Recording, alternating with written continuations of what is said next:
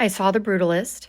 It is nominated for 10 Academy Awards: Best Picture, Best Director, Best Actor Adrian Brody, Best Supporting Actress Felicity Jones, Best Supporting Actor Guy Pearce, Original Score, Cinematography, just to name a few. It is definitely one of the front runners. I'm going to talk about the film, the gist of the film, and then I'm going to talk about, I will tell you, spoiler alert, before I get into any specifics. Overall, I enjoyed the film, but I'll share the details about like the things that like I thought worked and didn't work later. But overall, like the cinematography, the lighting was really superb. I saw it on 70 millimeter. Which was really great. From what my different research, it was not filmed on 70 millimeter, but the director recommended seeing it on 70 millimeter. So I believe it was filmed on VistaVision. So I just wanted to make sure to see it the way it was designed, or the best way to see it. There is an intermission. They say it's only 15 minutes, but to be honest, I think they kind of start the timer based on like how full the audience is.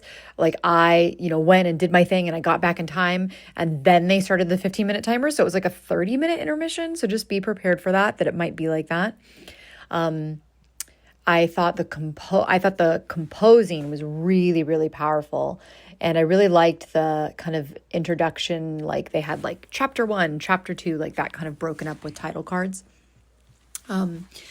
I really enjoyed Felicity Jones's performance. I've actually thought that she is, in a lot of performances in the past, I thought she's been pretty weak. And I thought she was really great. I thought Adrian Brody is never not good. I thought Guy Pearce was really great. I haven't seen him in something in a long time, but something I do need to address about the performances. So it has come out that AI was used, artificial intelligence was used to enhance and perfect the Hungarian accents of Felicity Jones and of Adrian Brody, because they wanted to make it really authentic and really, believable. And of course, I have really mixed feelings about this, because the way that I view it is, okay, like anybody except a native Hungarian speaker would have even noticed, right? Like, are we about having something be perfect? Or are we about creating art and just having a suspension of disbelief, and artists themselves having to just do a lot of work to have something be really, really good? It's like they worked really, apparently, a lot with different vocal coaches, but part of me is like, well, if AI wasn't an option, then would you have worked harder? Would I be looking at their performances differently? Like, would it have stood out to me as like, oh, something's off with their accent if that hadn't been enhanced? So for me, it does feel a little bit like a tainting. Like, how am I supposed to objectively, with no bias, judge their performance? And why is there not some sort of regulation against this? It just starts to become a really slippery slope, and it starts to remind me of, like athletes using some sort of like performance enhancing drugs. Like, that's not allowed in the Olympics. So anyway, there's just a lot of murmurings right now, because Amelia Perez also used AI, and it just feels like the industry is, maybe on purpose, maybe it's subtle, maybe it's conscious, not conscious, subconsciously trying to push these movies upon us that use AI to make it more in the norm and show how it can be better for filmmaking versus detract. And they also didn't just use it for the accents, they also used it for architecture, a lot of the architecture in the film, which the film is about architecture. It's like one of the main points of this story. So you could have hired lots of visual effects artists to make that be more realistic, or actual carpenters to make that realistic, or used your creativity of how can we film this in a way that is still in budget. But instead you're paying one specific company, AI, that is using a database that is stealing other people's art so that you can enhance your film. It just becomes a little like, I don't know how I feel about that. Nobody's regulating it because why would they? It doesn't make a difference for capitalism to regulate these kinds of things. Anyway, okay, spoiler alert, spoiler alert, spoiler alert. Before I get into the details of the film, if you haven't watched the film, please stop listening if you don't want it spoiled.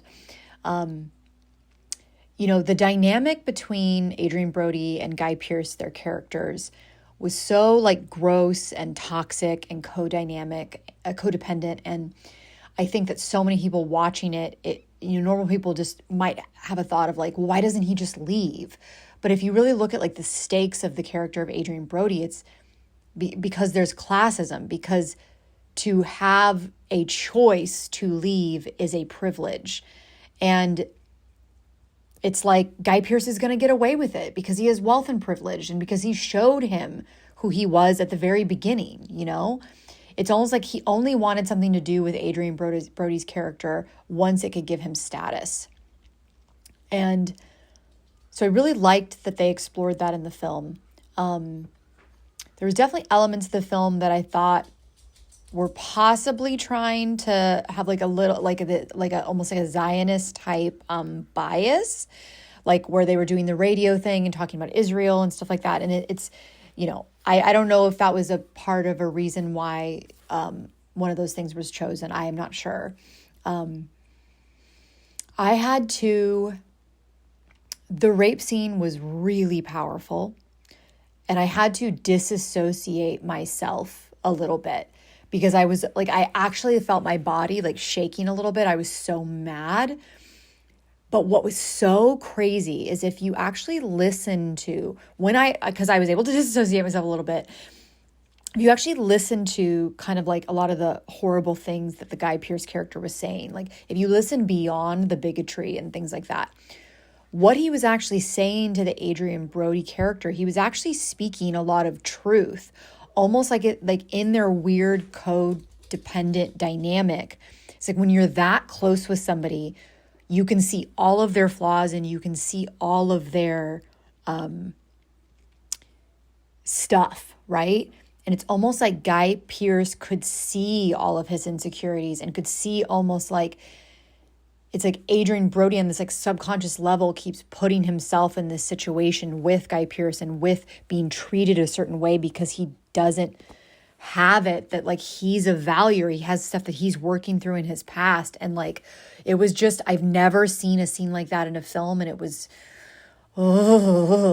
and I liked that they didn't show that much. And I liked that it was kind of like dark and like, it was really powerful. And it still gives me the heebie-jeebies just thinking about it. It's still like in my system. I did not like how it was kind of this like ambiguous, like the ending before the ending, before the epilogue. I didn't like this kind of ambiguous, like, did Guy Pearce run away? Like, did he die? Did he go kill himself? Like, it felt a bit unsatisfying to me. And like the epilogue, I absolutely hated the epilogue of this film. Like, it felt like it did not stick the landing. It had this kind of like 80s feel to it because it was supposed to be in the 80s.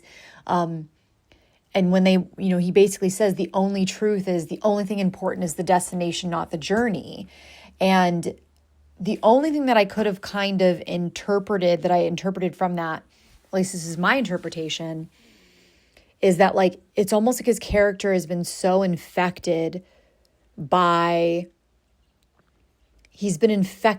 like the American dream and by this like hustle culture and this like capitalism of like, it doesn't matter the experience. It doesn't matter the journey. It only matters that it gets done. It doesn't matter who gets hurt along the way.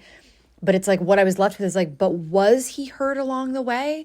Like, was I supposed to be left with like his failed American dream? I just feel like there's so many things that could have been done differently about the ending that would have had this film like really, really hit home, and really, really like stick the landing for me. But, I thought it was an overall great film. I definitely think it's worth seeing.